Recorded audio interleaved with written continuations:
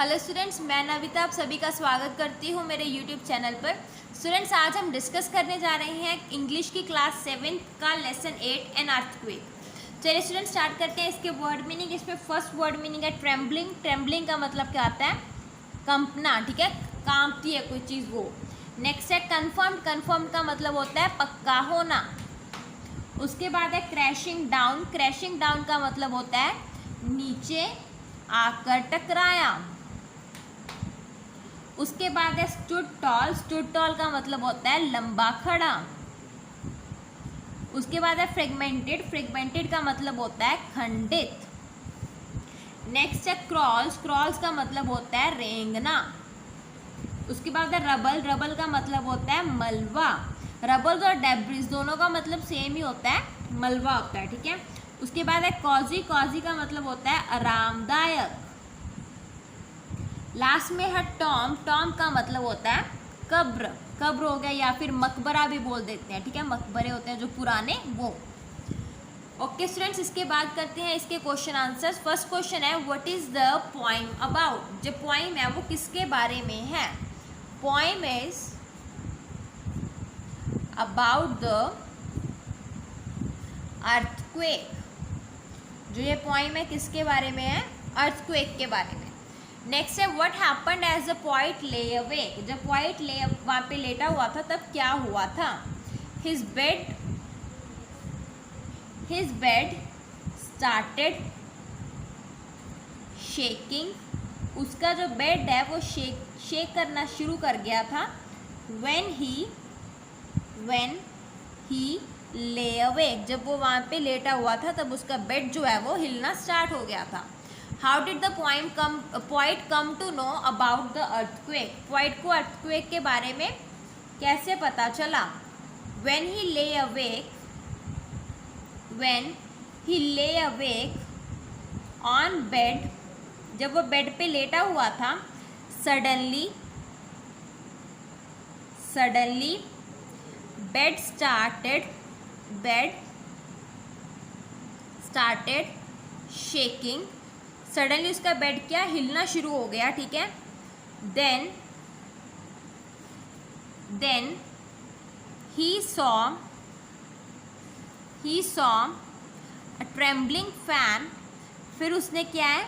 हिलता हुआ पंखा देखा, ठीक है, trembling fan. Then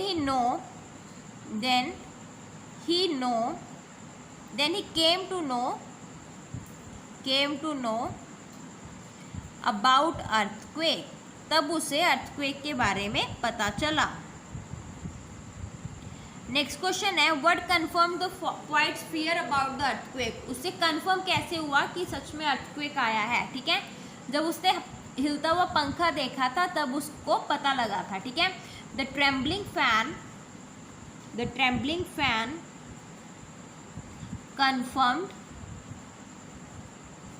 his fear about quake. जो हिलता हुआ पंखा था उसने उसके डर को ठीक किया, ठीक है, कंफर्म किया, पक्का किया। नेक्स्ट क्वेश्चन है what happened after the quake, make a list. जब क्वेक आया उसके बाद क्या क्या हुआ उसकी हमें लिस्ट बनानी है, ठीक है। सबसे पहले तो क्या था, बहुत सारे घर क्या है टूट गए थे, ठीक है। Many houses crash down. बहुत सारे घर क्या है टूट के गिर गए थे। And change into rubbles. और वो किस में कन्वर्ट हो गए थे? रबल में, मतलब मलबे में कन्वर्ट हो गए थे, ओके। होल टाउन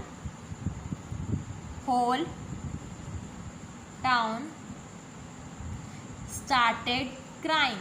सारे टाउन ने क्या है चीखना चिल्लाना स्टार्ट कर दिया था। Many parks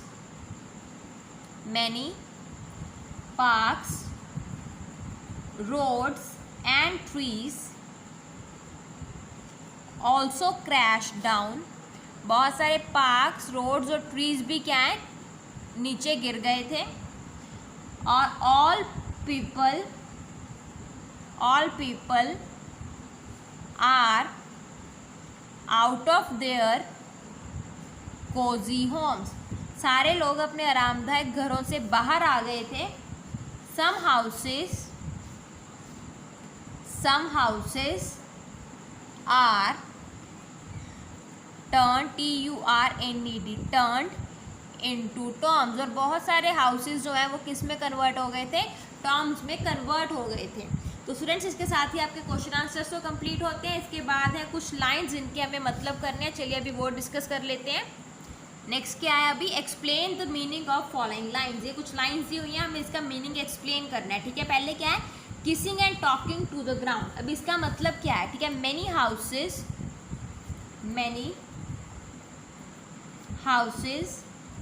and buildings that stood tall. वो हाउसेस और बिल्डिंग्स, ठीक है, जो पहले खड़े थे वो भी क्या है, fell down in no time. उन्हें बिल्कुल थोड़ा सा भी समय नहीं लगा गिरने में। They all changed into rubbles. वो सारे क्या है, रबल्स मतलब मलबे में चेंज हो गए थे। It seems that they were talking with ground. ऐसा लग रहा था कि वो सारे के सारे क्या है, ग्राउंड से बातें कर रहे हैं। नेक्स्ट क्या है, some of which have now become tombs. उनमें से कुछ हैं वो टॉम बन गए। ठीक है, अभी ये क्या है, हाउसेस के बारे में बात हो रही थी। ऑल पीपल, जो सारे के सारे लोग हैं वो घरों से बाहर आ गए थे। All people are out of there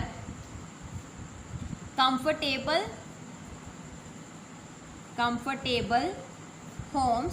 सारे लोग अपने आरामदायक घरों से बाहर आ गए थे।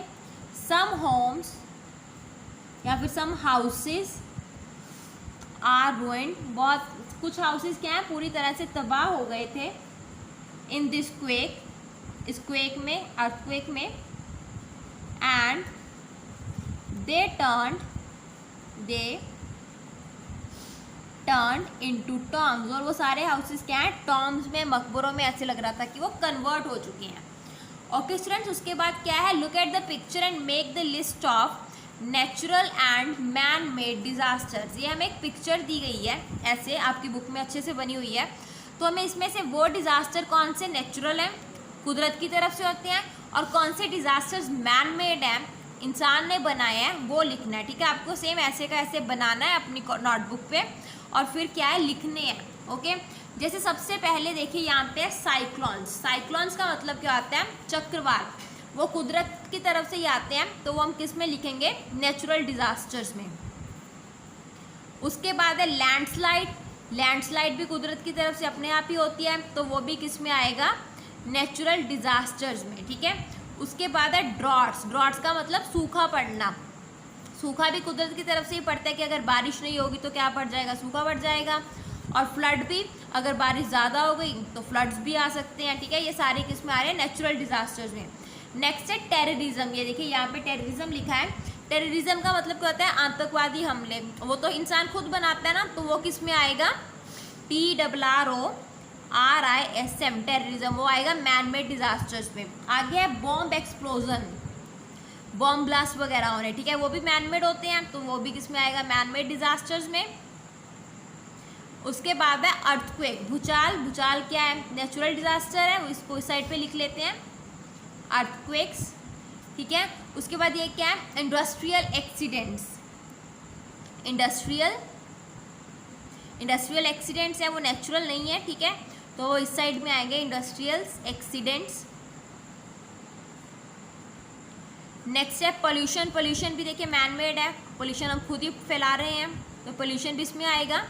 उसके बाद है वॉर, लड़ाइयाँ भी मैन मेड हैं। ठीक है, उसके बाद है एपिडेमिक्स मतलब होता है महामारी। ठीक है, जो महामारी है वो भी क्या है, मैन मेड है। तो जो एपिडेमिक्स मतलब महामारी होनी, वो भी इंसान की तरफ से ही फैलती है। ठीक है, तो उसमें वो भी क्या है, मैन मेड है, एपिडेमिक्स भी।